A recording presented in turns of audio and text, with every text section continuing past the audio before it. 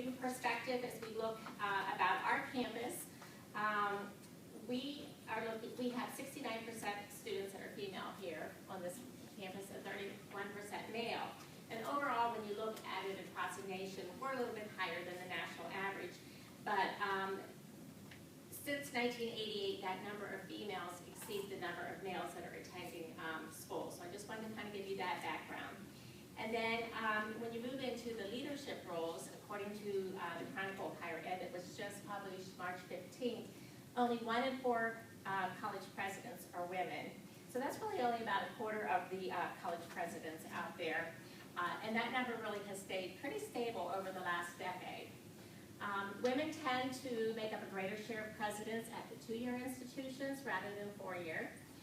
33% at community colleges have women as presidents, compared to 23% of bachelor's and master's level institutions and 22% of doctoral.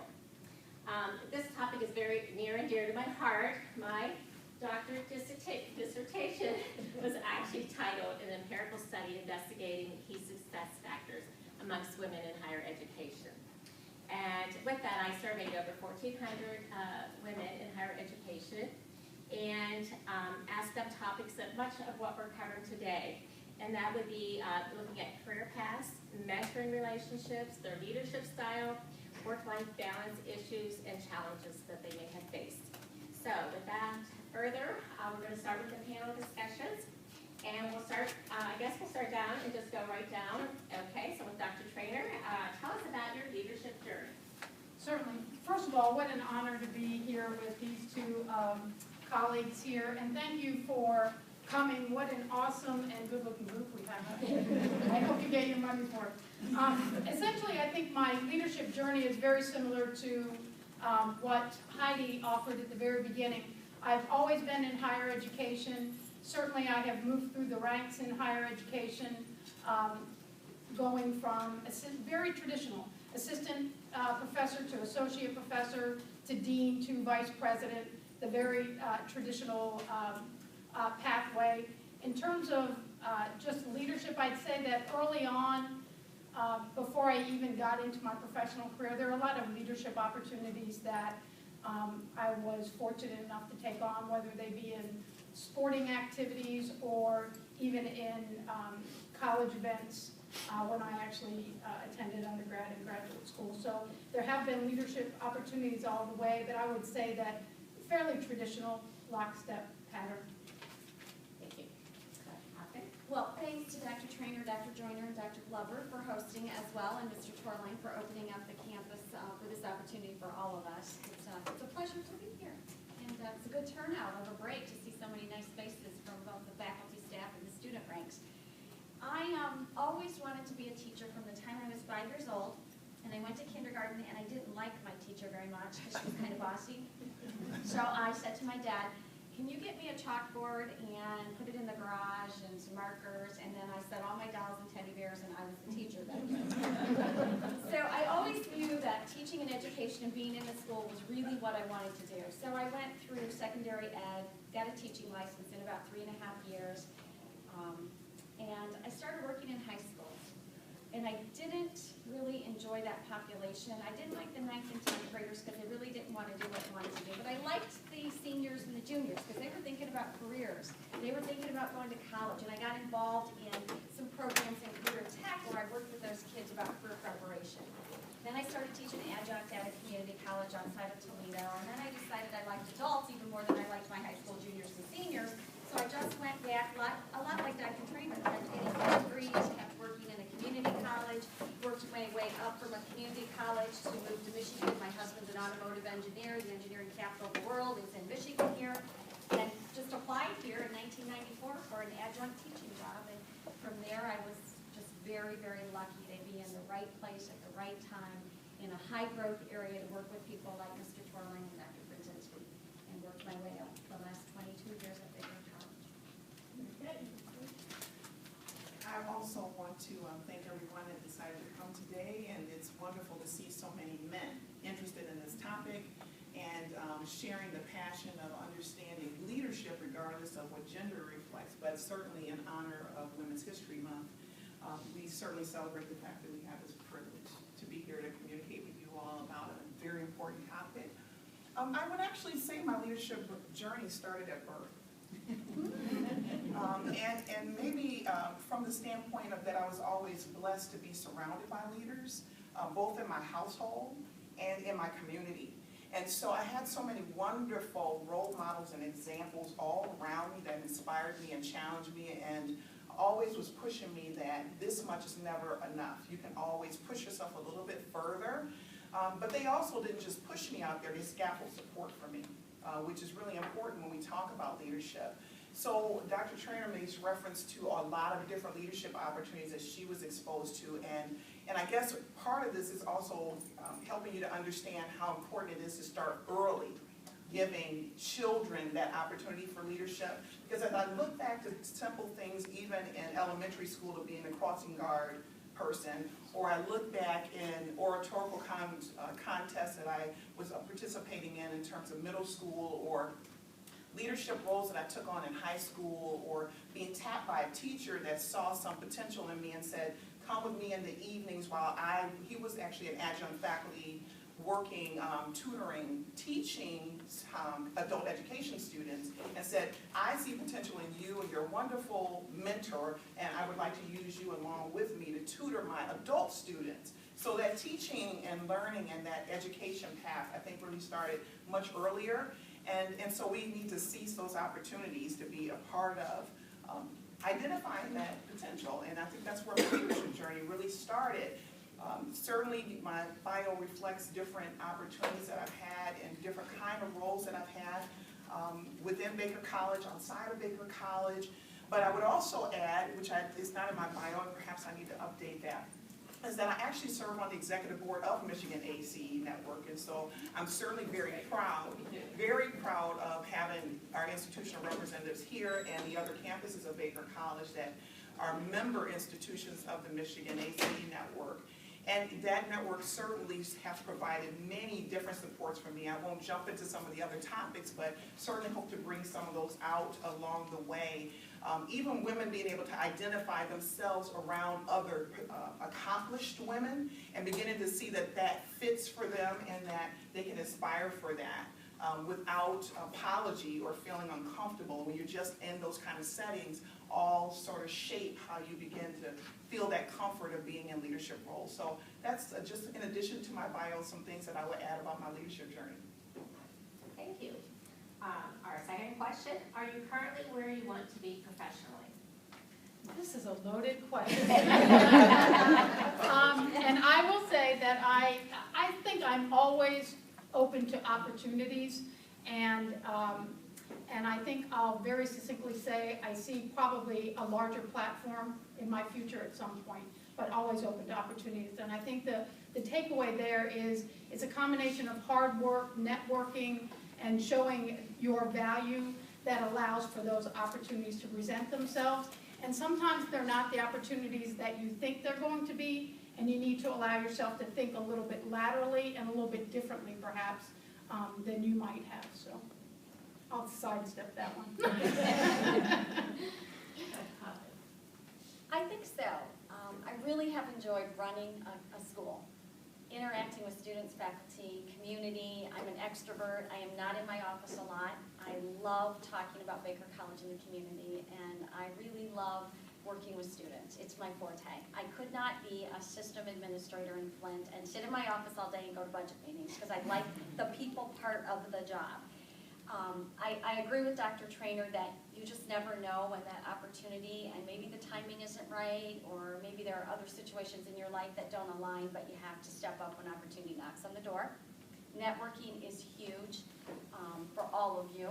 You never know when you sit beside somebody at a lunch or a meeting or on a bus ride who they are and what they can do for you. So I encourage all of our students all the time to get involved in any kind of professional network that you can when you get your first job, as well as find a mentor at that job, someone who you think you would like to be like in another decade or two.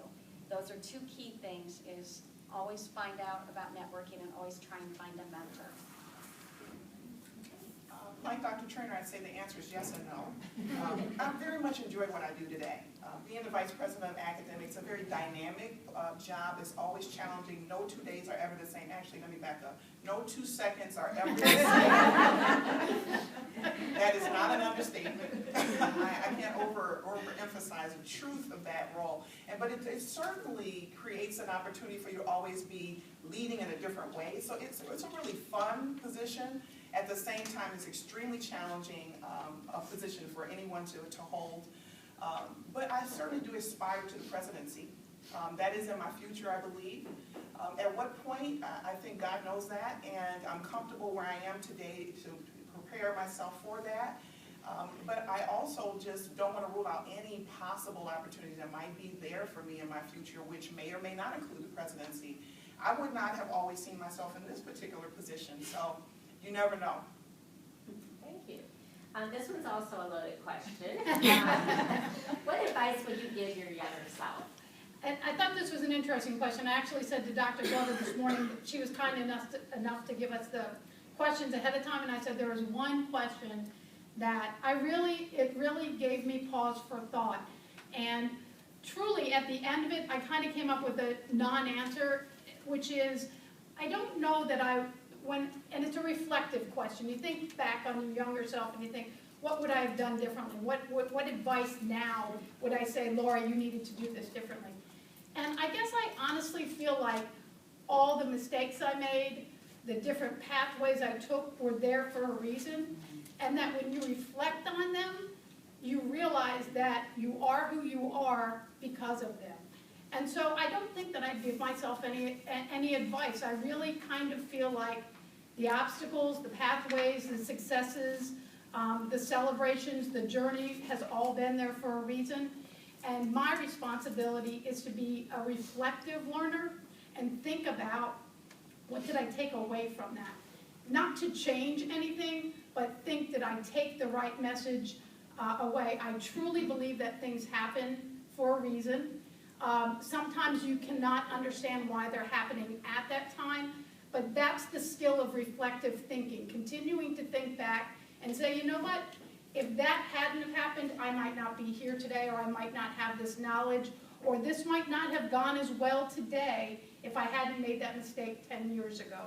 I wouldn't have known to approach it slightly differently. So this is the one that stumped me a little bit, Susan, and I guess I would say I wouldn't have any advice for myself other than reflect, constantly reflect on what's happening and be present at the moment and think about what you've learned. Great, thank you. Mine is a little similar. Listen more, talk less, particularly to the stakeholders at the college. A student in the hallway, a faculty member, a colleague of mine on the phone, a community member that's upset about something about a Baker student. I tend to be, as Don used to call me, fast think. How do you just think far faster than you need to? And I'm really trying to do that reflective piece that Dr. Trainer talked about, because we band-aid problems too much instead of getting to the root cause analysis of what we need to do to really fix the problem. And because that's kind of the culture I grew up in at Baker, is we got to do, because we have all these students coming in September, and we need classrooms, and we need teachers, and we need parking lots, and we need equipment and massage tables. You just do, but you don't really reflect on the best process and how can we fix the problem so the next time we aren't running around like our hair is on fire. So reflection is important as well as listening. And I have always been raised to believe in the positive in people. And I have always believed that people do things for the right reasons for the most part. And I've always been a very positive person, and I always talk to people when they're down and out about how to lift themselves up. Because I think when you're positive, your days go better, you're more likely to succeed in life. So I think listen more and be more positive are two really important things that have helped me. Okay, Dr. Burton. I would tell my younger self, girl, chill. Just relax. Don't take it so seriously. But that's also part of that growth. You just think so many things are like matter so much at that point in time, and that's going to be the thing that takes you out. But it really is not. Just relax. The other advice I give myself is forgive yourself. And my colleagues talked about that. It's okay to make the mistake. It's okay not to get it right. and we don't want to keep making the same mistake, then that lets me know there's some reflection and learning that I missed if I continue to do that. But forgive myself, forgive yourself for that, whatever that means, whatever that is, that every time you want to move forward, you keep coming back to whatever that was and you think that's going to define your path, because that's not the truth. The other advice I give myself is learn to say no and mean it. That is really tough, and I appreciate the fact that we're in an audience talking about women's history, because for many women, that's really tough, to say no and mean it. So those are the advice I give my younger self. Very good. Now, I think you all probably touched on this, but as you were moving through your career, did you aspire to a leadership position in higher education? I did, and I think that when I thought through this question, I think that the part that was interesting to me was to think through, when did I feel like I'm ready for the next step? I mean, because you go and at some point you should be resting like, this is where I want to be, this is the right place. And so I guess what I would share with you is that for me, what was an indicator of I needed to be looking for that next step was, first of all, I think that I showed confidence at the level that I was in, and the people that I reported to believed that I showed confidence there as well. So I think it's important to master the current level that you're in. The point where I started thinking perhaps it's time for me to move to the next level was when I began to think like that next level and interpret information at my level through the lens of that next level. So I think it's important not to be thinking that way, not to be critical of, hey, there's a decision that has to be made at the next level, but really to try to key in on, why did that person make that decision? What were the factors that he or she was considering when they made that decision? So confidence at your current level, and then I think you begin, or I began thinking at the next level about what would be some of the factors, the considerations that if I were in that position, that I would need to be considering. So yes, always have looked at a leadership position at the in higher education. Okay. I really didn't. I just wanted to be the best I could be in whatever position I was in. And at one point, I think we had 3 administrators on this campus and 2,000 or 3,000 students. So you had to be competent because that's what that campus needed at that time. The timing wasn't always right, as I said, for the next step or that next leadership opportunity. But you have to sit down and you have to process it and you have to say, do I think I can do this? And I always thought I could do it. And I always had other people that were in the role that was the next level that told me I was ready for that role and I could do that role. And they would support me. And if I had a question, all I need to do was call them. So I really liked that part of Baker as a family. You could go to the people that are at the step that you want to aspire to or that you now have been tapped to take, and they will answer and help you. That's a great thing about working for this organization. Not every organization is like that. Some of them eat their young, and other women do not help other women move up the ladder. The other thing is, someone once told me, and I don't believe it was anybody at Baker, it was outside this organization before I joined this organization, always make your boss look good. Always make your boss look good. And I remember when Don and I were here in 96, 97, and it was a fire getting ready for fall. And Don had sent a memo out to some faculty, and it didn't really explain the process. And I went and took all those memos, and I told Don we were going to rewrite this memo because I wanted him to look good in front of all those new faculty. His first year as a president in Jackson, or in Clinton here, and I knew a lot of those faculty because they had worked with me when I was just a faculty. And so you always want your boss to look good. If there has to be something that was done poorly, you mess up, you fess up, you fix it, and you move on. And if it was your fault, you take the blame for the boss at times. I did not aspire to be in leadership at the higher education level. Actually, interesting story, I just wanted to teach a class. I was working in industry at the time, and let me back up. Before then, I had an opportunity, I mentioned that I taught at a community college, taught a class, adjunct faculty, and I just loved it. I'm like, this is where I belong in higher ed. I knew that when I taught that one class. And then I waited some years and I was working in industry. I was in a leadership position that was going very well for me, and said, you know, I think I would like to go back and teach one of those classes on a Saturday morning or something like that. And I went into Dr. Chris Davis's office, and he was filling in for Bill Luchek at the time, and was talking about my skills and what I wanted to do and just teach this class. And he said, would you be available tomorrow to come back for an interview? And I said, I thought that's what this was.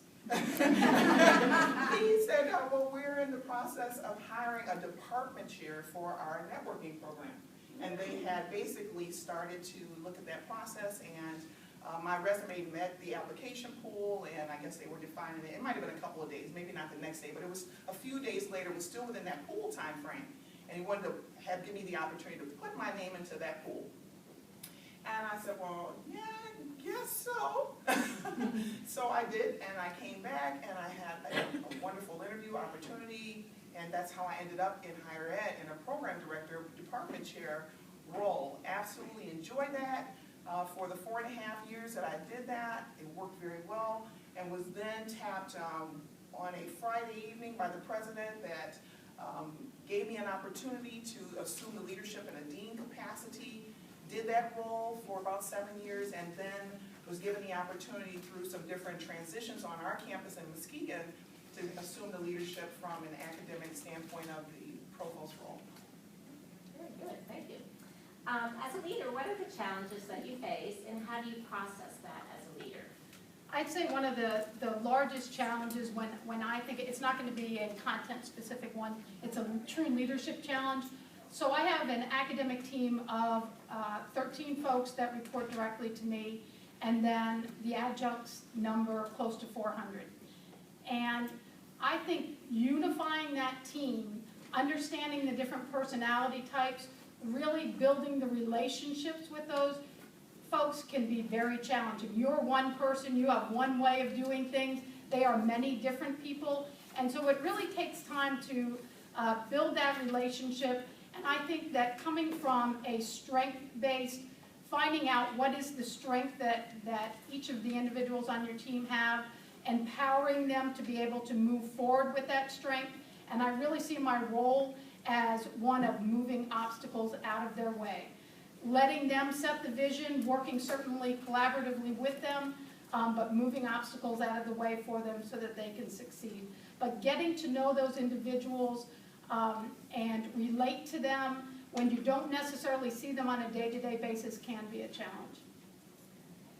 Communication up, down, across all lines at the organization, so everyone understands our mission, our purpose, how they fit into that mission and purpose, whether they are the person who works on cleaning up the bathrooms at 3 o'clock before the night students come in, the person who answers the phone, the person who makes the call whether or not we should open campus because it's so crazy bad weather. Just communicating with people across all lines is probably the biggest leadership challenge. Using technology now and leveraging technology has greatly improved that, but you still have to have a relationship with the people that work with you, work for you, and want to get the same job done that you want to get done, whatever their role at the organization is. In addition to those things, I would add managing change. Change is inevitable, we know that. In one of my research interests that was brought up in the bio was in terms of change management and helping people to see that not as an end, but a process. We're on a continuum of change. And if we weren't changing in this way, we'd be changing in another. Most of the time when an individual feels really uncomfortable with a change that's happening, there's a couple things going on. And one of those is I'm trying to identify for myself, will I have the competence to be successful in whatever new role that I have, or with the new people that I'm working with, or in the new place that I'm working at. And so there's an investment always in making individuals and understanding that person from how they're experiencing that change, having those conversations, giving the opportunity to have those conversations. Putting the other things aside is really tough in the roles that Dr. Trainer and I play. It's really hard to even find breaks in our day to really take that time out to be able to sit with people and understand and ask the other questions of, okay, I see a behavior, but what does that really mean? What's going on? Help me to understand how you're experiencing that, and be able to understand what supports are needed for each individual in their roles and the roles they're going to assume, being able to be forward-thinking, anticipating what are going to be those issues that I need this person or this team of people to be ready to accomplish. Those are constant changes and challenges that we